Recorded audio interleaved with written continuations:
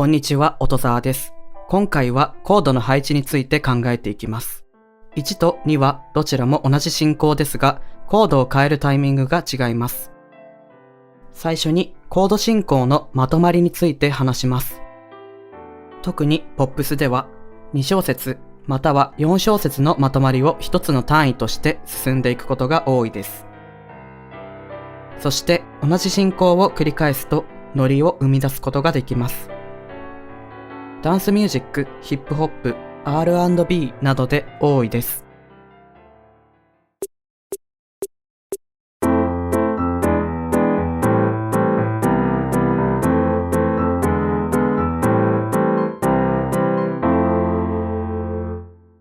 また、コードが4拍ごとに変わる場合、少し伸びやかな印象になります。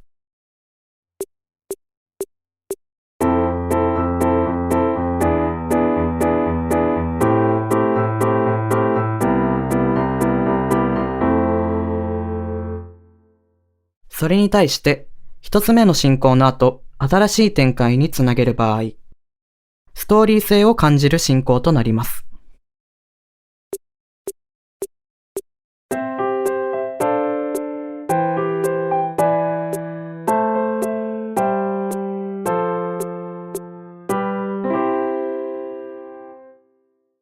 逆に、このまとまりが頻繁に伸び縮みすると、展開を予想しづらくなります。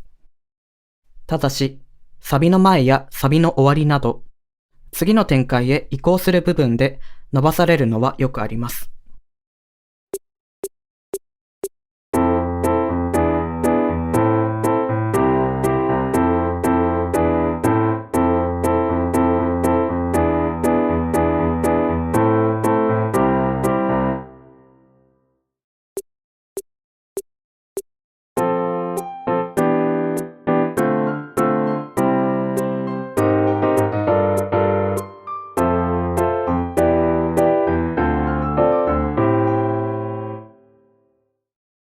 では次に進みます。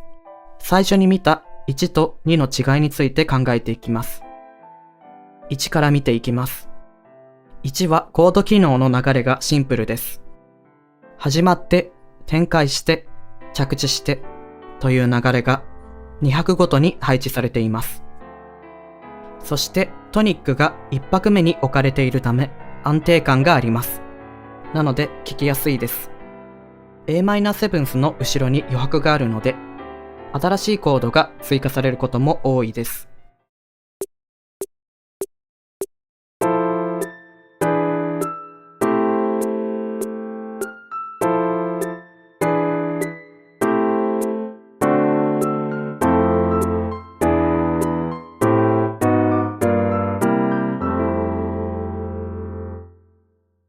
次に進みます。2を見てみましょう。2は最初のコードが長く、伸びやかな印象です。ドミナントが1拍目に置かれていて、トニックも短いです。そして後半で展開が起きるため、推進力が強いです。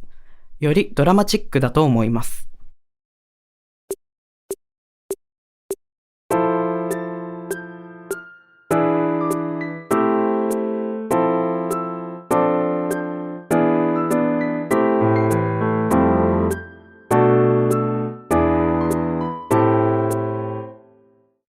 以上です。コードの長さや機能の配置に注目して分析すると発見があると思います。